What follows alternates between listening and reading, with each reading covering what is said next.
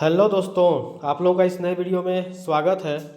आज आपके लिए लेकर आए हैं छत्तीसगढ़ का आधुनिक इतिहास पार्ट 3। छत्तीसगढ़ के आधुनिक इतिहास से संबंधित 30 very IMP multiple choice question, जिसमें छत्तीसगढ़ के आधुनिक इतिहास से संबंधित बहुत ही महत्वपूर्ण प्रश्न उत्तरों का संग्रह है इसमें, जो किसी भी एग्जाम के लिए, छत्तीसगढ़ के किसी भी एग्जाम के लिए बहुत ही महत्वपूर्ण हो सकते हैं। तो चलिए स्टार्ट करते हैं। तो दोस्तों, आज का पहला प्रश्न है, छत्तीसगढ़ में झंडा सत्याग्रह कब प्रारंभ हुआ? तो इसके ऑप्शन है, option A 18 March 1923, option B 23 March 1923, option C 31 March 1923 और ऑप्शन डी 20 मार्च 1923। तो इसका सही आंसर है ऑप्शन सी 31 मार्च 1923। छत्तीसगढ़ में झंडा सत्याग्रह 31 मार्च 1923 को स्टार्ट हुआ था। अगला प्रश्न देखते हैं। प्रश्न दूसरा, छत्तीसगढ़ के 5 पांडवों में कौन शामिल नहीं थे? छत्तीसगढ़ के 5 पांडवों में कौन शामिल नहीं थे? ऑप्शन पहला है Waman Rao Lakhe, option B Lakshmi Narayan Mahant, option C Thakur Pyarelal, option D Pandit Ravishankar Shukla. तो इसका सही आंसर है ऑप्शन डी पंडित रविशंकर शुक्ल। पंडित रविशंकर शुक्ल छत्तीसगढ़ के 5 पांडवों में शामिल नहीं थे।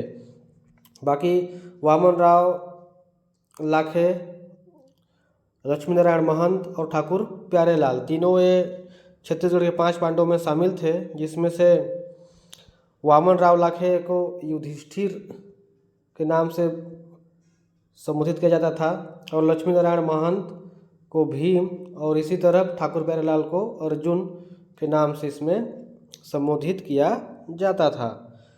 अब अगला प्रश्न देखते हैं। प्रश्न तीसरा है, सविनय अवज्ञा आंदोलन के दौरान किसने बिलासपुर के शासकीय हाई स्कूल में तिरंगा झंडा फहराया? सविनय अवज्ञा आंदोलन के दौरान किसने बिलासपुर के शासकीय हाई स्कूल में तिरंगा झंडा फहराया? Option A Waman Rao Lakhe, option B Kranti Kumar Bharti, option C Thakur Pyarelal, option D Pandit Ravishankar Shukla. तो इसका सही आंसर है ऑप्शन बी क्रांति कुमार भारती। क्रांति कुमार भारती ने सविनय अवज्ञा आंदोलन के दौरान बिलासपुर के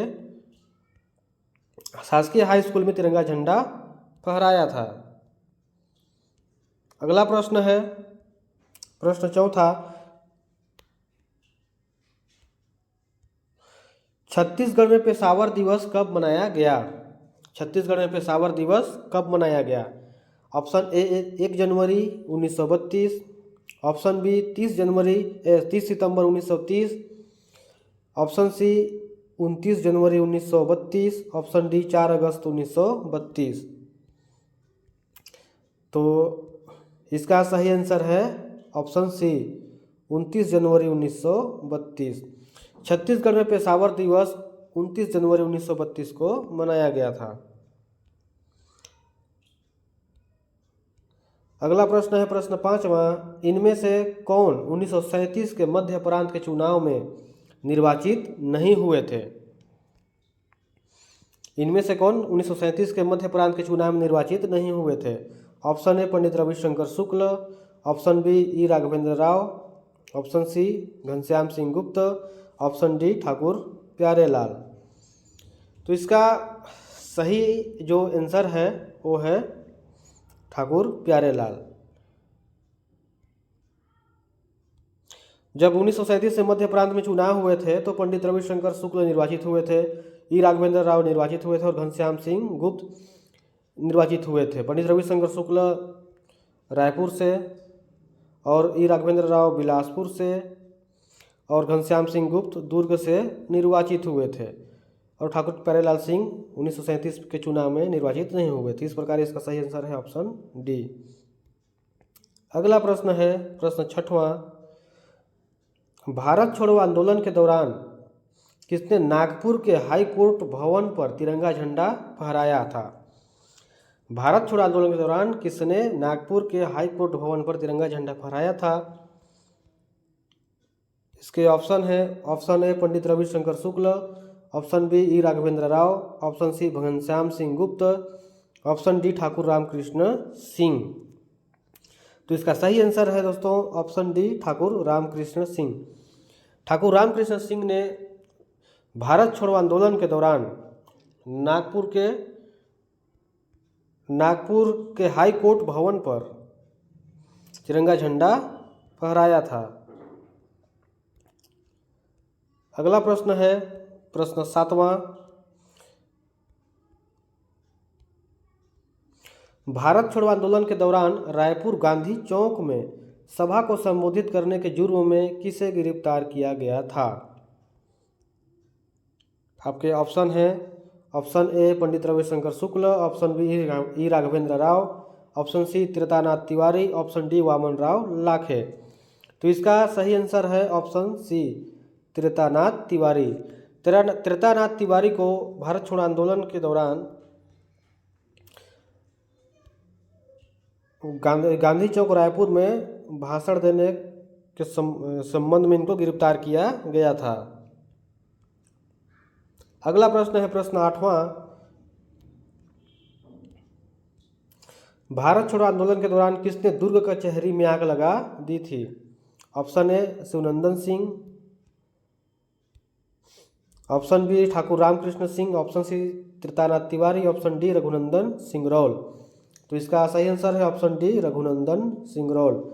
रघुनंदन सिंगरौल ने दुर्ग कचहरी में 1942 में भारत छोड़ो आंदोलन के दौरान आग लगा दी थी। अगला प्रश्न है प्रश्न 9। रायपुर षड्यंत्र केस किसके नेतृत्व में हुआ था? Option A Shivnandan Singh, option B Parshuram Soni, option C Bilak Narayan Agrawal, option D Raghunandan Singraul. तो इसका सही आंसर है ऑप्शन बी परशुराम सोनी। 1942 में परशुराम सोनी ने रायपुर षड्यंत्र केस में, इनका नेतृत्व में रायपुर षड्यंत्र केस हुआ था। जो गोला बारूद को क्रांतिकारी के रूप में इन्होंने गोला बारूद का प्रयोग के लिए जाने जाते हैं परशुराम सोनी। अगला प्रश्न है प्रश्न 10वां। रायपुर डायनामाइट कांड किसके नेतृत्व में हुआ था? रायपुर डायनामाइट कांड किसके नेतृत्व में हुआ था? Option A Shivnandan Singh, option B Parshuram Soni, option C Bilak Narayan Agrawal, option D Raghunandan Singraul. तो इसका सही आंसर है ऑप्शन सी बिलक नारायण अग्रवाल। बिलक नारायण अग्रवाल के नेतृत्व में रायपुर डायनामाइट कांड हुआ था। ये क्रांतिकारियों को जेल से रिहा करने का एक प्लान था, जो रायपुर के जेल को उड़ाने की साजिश की गई थी, जिसमें से लेकिन ये सफल नहीं हो पाई थी। इसको रायपुर डायनामाइट के नाम से जानते हैं। ये 1942 में हुआ था। अगला प्रश्न है प्रश्न 11वां। मध्य प्रांत चुनाव 1946 के संबंध में कौन सा कथन सही है? मध्य प्रांत चुनाव 1946 में जो चुनाव हुआ था उसके संबंध में कौन सा कथन सही है? ऑप्शन ए पंडित रविशंकर शुक्ल मुख्यमंत्री, ऑप्शन बी द्वारिका प्रसाद मिश्र गृह मंत्री, ऑप्शन सी घनश्याम सिंह गुप्त विधानसभा अध्यक्ष, ऑप्शन डी उपरोक्त तीनों सही है। तो इसका सही आंसर है ऑप्शन डी उपरोक्त तीनों सही है। जब 1946 में मध्य प्रांत में चुनाव हुए थे तो उस दौरान पंडित रविशंकर शुक्ल मुख्यमंत्री बनाए गए थे और द्वारिका प्रसाद मिश्र गृह मंत्री और घनश्याम सिंह गुप्त विधानसभा अध्यक्ष बनाए गए थे। अगला प्रश्न है प्रश्न 12वां। इनमें से कौन संविधान निर्मात्री सभा में शामिल नहीं था? जब भारत में संविधान निर्माण की प्रक्रिया चल रही थी तो इनमें से छत्तीसगढ़ से कौन संविधान निर्मात्री सभा में शामिल नहीं था? ऑप्शन है, option A Pandit Ravishankar Shukla, option B barrister Chhedilal, option C Ghanshyam Singh Gupta और ऑप्शन डी पंडित सुंदरलाल शर्मा। तो इसका सही आंसर है ऑप्शन डी पंडित सुंदरलाल शर्मा। पंडित सुंदरलाल शर्मा संविधान निर्मात्री सभा में शामिल नहीं थे और बाकी तीनों पंडित रविशंकर शुक्ल, बैरिस्टर छेदीलाल और घनश्याम सिंह गुप्त तीनों ये संविधान निर्मात्री सभा में छत्तीसगढ़ का नेतृत्व किए थे। अगला प्रश्न है प्रश्न 13, संविधान निर्मात्री सभा में किसे हिंदी प्रारूप समिति का अध्यक्ष चुना गया था? Option A Pandit Ravishankar Shukla, option B barrister Chhedilal, option C Ghanshyam Singh Gupta, option D Pandit Sundarlal Sharma. तो इसका सही आंसर है ऑप्शन सी घनश्याम सिंह गुप्त। याद रखिए घनश्याम सिंह गुप्त को संविधान निर्मात्री सभा का हिंदी प्रारूप समिति का अध्यक्ष चुना गया था। हिंदी जो प्रारूप समिति का अध्यक्ष था वो पंडित घनश्याम सिंह गुप्त को बनाया गया था।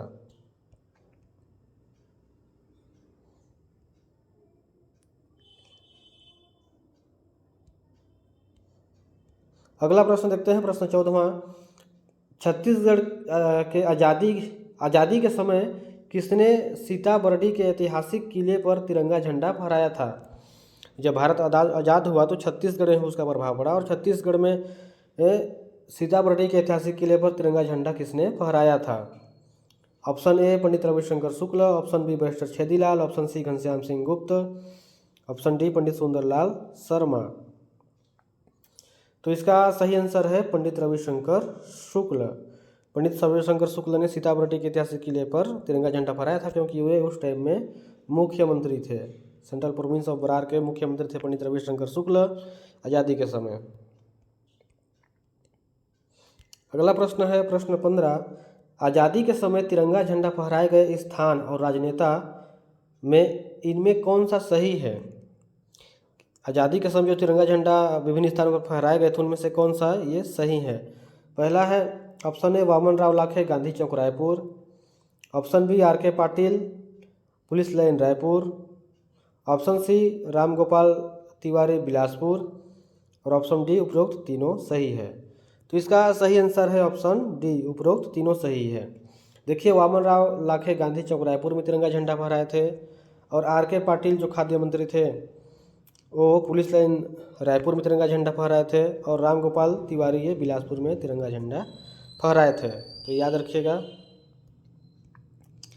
अगला प्रश्न है प्रश्न 16वां, council of action in Chhattisgarh state संबंधित है।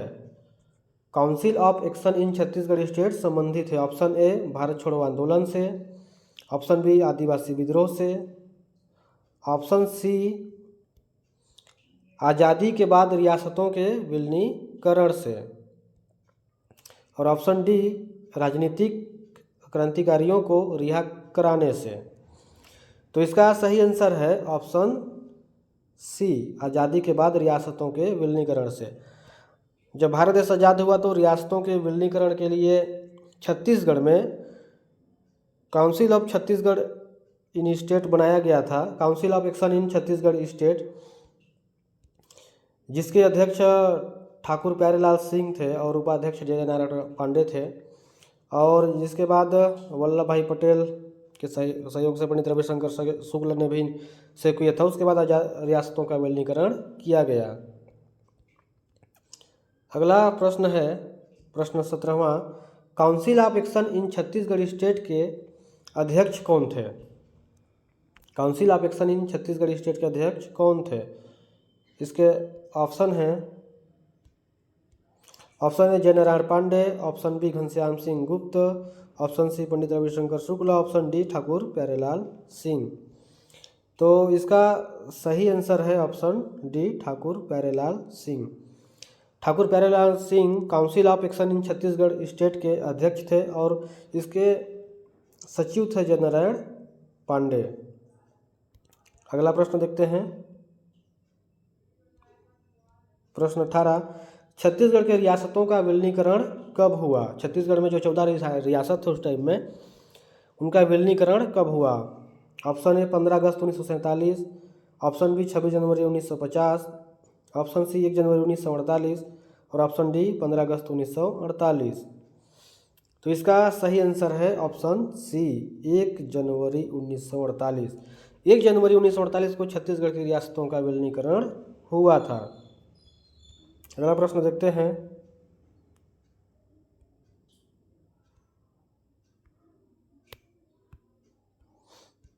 प्रश्न 19, काकीनाडा अधिवेशन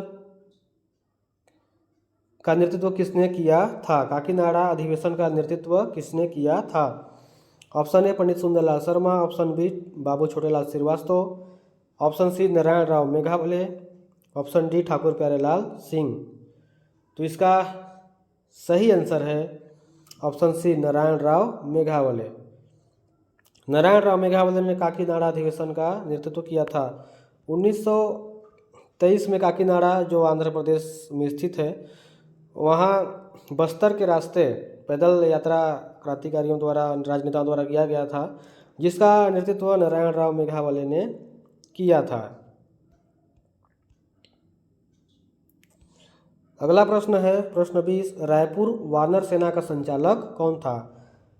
ध्यान दीजिए, प्रश्न 20, रायपुर वानर सेना का संचालक कौन था? Option A Pandit Sundarlal Sharma, option B Vasudev Deoras, option C Baliram Azad, option D Yati Yatan Lal. तो इसका सही आंसर है ऑप्शन डी यति यतन लाल। इसमें संचालक पूछा गया है, तो इसका सही आंसर है ऑप्शन डी यति यतन लाल। यति यतन लाल रायपुर वानर सेना के संचालक थे और वह रायपुर वानर सेना की स्थापना किया था आपका बलीराम आजाद ने। तो याद रखिए, ये संस्थापक में से थे बलीराम आजाद और यति यतन लाल ये संचालक थे। अगला प्रश्न है प्रश्न 21, बिलासपुर वानर सेना की स्थापना किसने की थी? Option A Pandit Sundarlal Sharma, option B Vasudev Deoras, option C Baliram Azad, option D Yati Yatan लाल।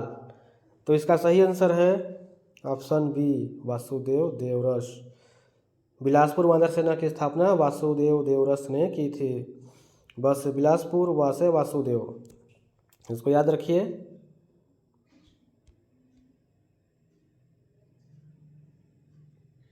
अगला प्रश्न है प्रश्न 22वां, बीएनसी कॉटन मिल मजदूर हड़ताल किसके नेतृत्व में हुई? तो आपके ऑप्शन है, option A Pandit Sundarlal Sharma, option B Thakur Pyarelal, option C Pandit Ravishankar Shukla, option D Waman Rao Lakhe. तो इसका सही आंसर है ऑप्शन बी ठाकुर प्यारेलाल सिंह। ठाकुर प्यारेलाल सिंह के नेतृत्व में बीएनसी कॉटन मिल मजदूर हड़ताल हुआ था। ये 3 चरणों में हुआ था, जो सर्वप्रथम 1920 में हुआ, उसके बाद 1924 में हुआ और उसके बाद 1937 में हुआ। तो ये 3 हड़ताल हुए थे, बीएनसी कॉटन मिल मजदूर हड़ताल। ये ठाकुर प्यारेलाल सिंह बहुत ही इसमें इनका बहुत ही बड़ा योगदान था और तीनों मिल मजदूर हड़ताल का इन्होंने नेतृत्व किया था। अगला प्रश्न है प्रश्न 23, मलकापुर घटना संबंधित है। मलकापुर घटना संबंधित है ऑप्शन ए असहयोग आंदोलन से, ऑप्शन बी सविनय अवज्ञा आंदोलन से, ऑप्शन सी जंगल सत्याग्रह से, ऑप्शन डी भारत छोड़ो आंदोलन से। तो इसका सही आंसर है ऑप्शन डी भारत छोड़ो आंदोलन से। देखिए, भारत छोड़ो आंदोलन जब 8 अगस्त 1942 को स्टार्ट हुआ था पूरे इंडिया में, तो 9 अगस्त से ऑपरेशन जीरो आवर के तहत जितने भी राजनेता थे उनको गिरफ्तार करने की योजना थी अंग्रेजों सरकार का, जिसमें छत्तीसगढ़ भी के लोग भी वहाँ हिस्सा लेने के लिए 1942 में गए थे। तो मलकापुर स्टेशन पर भारत छोड़ो आंदोलन के दौरान छत्तीसगढ़ के राजनेताओं को, प्रमुख राजनेताओं को वहाँ पर गिरफ्तार कर लिया गया था। अगला प्रश्न है प्रश्न 24, पत्र बम योजना से संबंधित क्रांतिकारी हैं। Option A Raghunandan Singh Rol, option B Bilakh Narayan Agrawal, option C Parshuram Soni, option D Ram Narayan Mishra Harsul. तो इसका सही आंसर है ऑप्शन डी राम नारायण मिश्र हरसुल। पत्र बम योजना, ये लाल फास्फोरस को कागज़ में लपेटकर इन्होंने छोटा सा विस्फोटक बनाया था, रामनारायण पत्र, रामनारायण मिश्र हर्षुल, ये पत्र बम योजना के नाम से जाना जाता है। अगला प्रश्न है प्रश्न 25वां, अछूतोद्वार कार्यक्रम से संबंधित हैं। अछूतोद्वार कार्यक्रम से संबंधित हैं। Option A Thakur Pyarelal Singh, option B Pandit Sundarlal Sharma, option C Pandit Ravishankar Shukla, option D barrister Chhedilal. जिसका सही आंसर है ऑप्शन बी पंडित सुंदरलाल शर्मा। पंडित सुंदरलाल शर्मा ने अछूतोद्वार कार्यक्रम चलाया था और इसी के चलते महात्मा गांधी जी भी इनकी प्रशंसा किए थे। अगला प्रश्न है प्रश्न 26, असहयोग आंदोलन के समय इनमें से कौन छत्तीसगढ़ नहीं आए थे? असहयोग आंदोलन के समय इनमें से कौन छत्तीसगढ़ नहीं आए थे? तो इसके ऑप्शन है, option A doctor Rajendra Prasad, option B C Rajagopalachari, option C Subhadra Kumari Chauhan, option D Sardar Vallabhbhai Patel. तो इसका सही आंसर है option D Sardar Vallabhbhai Patel. सविनय अवज्ञा आंदोलन के दौरान जब 1920-21 आसपास में 21 में डॉक्टर राजेंद्र प्रसाद, सी राजगोपालाचारी और सुभद्रा कुमारी चौहान ये तीनों छत्तीसगढ़ आए थे और सरदार वल्लभ भाई पटेल ये 1940 में छत्तीसगढ़ आए थे। इसका सही आंसर है सरदार वल्लभ भाई पटेल। अगला प्रश्न है प्रश्न 27, छत्तीसगढ़ में नमक बनाकर नमक कानून किसने तोड़ा? छत्तीसगढ़ में नमक बनाकर नमक कानून किसने तोड़ा? Option A Pandit Ravishankar Shukla, option B Pandit Sundarlal Sharma, option C Thakur Pyarelal, option D Waman Rao Lakhe. तो इसका सही आंसर है ऑप्शन ए पंडित सुंदरलाल शर्मा। पंडित सुंदरलाल शर्मा ने छत्तीसगढ़ में नमक बनाकर नमक कानून को तोड़ा था।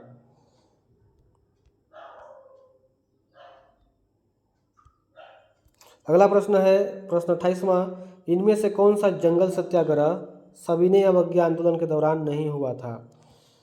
इनमें से कौन सा जंगल सत्याग्रह सविनय अवज्ञा आंदोलन के दौरान नहीं हुआ था?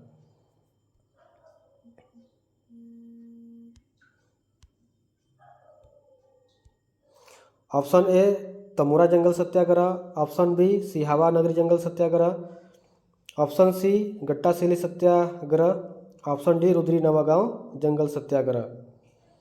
तो इसका सही आंसर है ऑप्शन बी सिहावा नगरी जंगल सत्याग्रह।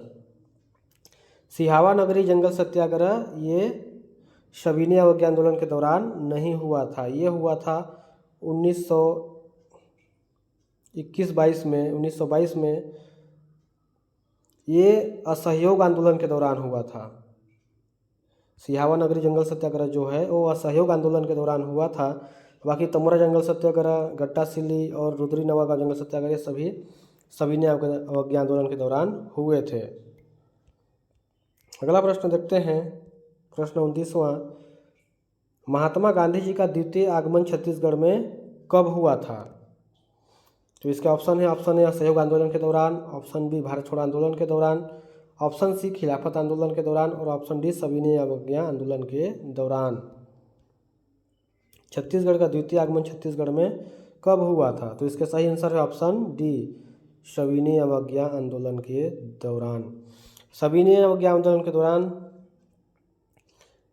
22 से लेकर 26 नवंबर 1933 को 22 से लेकर 26 नवंबर 1933 को सविनय अवज्ञा आंदोलन के दौरान छत्तीसगढ़ का द्वितीय आगमन छत्तीसगढ़ में हुआ था। अगला प्रश्न है प्रश्न आज का अंतिम प्रश्न है प्रश्न 30वां, सविनय अवज्ञा आंदोलन के दौरान छत्तीसगढ़ में कितने डिटेक्टर नियुक्त किए गए थे? सविनय अवज्ञा आंदोलन के दौरान कितने डिटेक्टर नियुक्त किए गए थे? तो इसका ऑप्शन है option A 5, option B 7, option C 8, option D 10। तो इसका सही आंसर है ऑप्शन सी 8। छत्तीसगढ़ में सविनय अवज्ञा आंदोलन को सुचारू रूप से चलाने के लिए और उसे प्रचार प्रसार फैलाने के लिए छत्तीसगढ़ में 8 डिटेक्टरों की नियुक्ति की गई थी। तो ये थे आज के 30 प्रश्न। उम्मीद है आप लोगों के लिए बहुत हेल्पफुल हो सकते हैं। अगर आप ऐसे ही और वीडियो चाहते हैं ताकि आपकी तैयारी अच्छी हो सके तो इस चैनल को लाइक कर दीजिए, इस चैनल को लाइक कर दीजिए, सब्सक्राइब कर दीजिए, ताकि आपके लिए नए नए वीडियो लाते रहें और जब वीडियो आए तो आपको नोटिफिकेशन मिल जाए। तो आज के लिए इतना ही, मिलते हैं नए वीडियो में, तब तक के लिए बाय बाय, थैंक यू।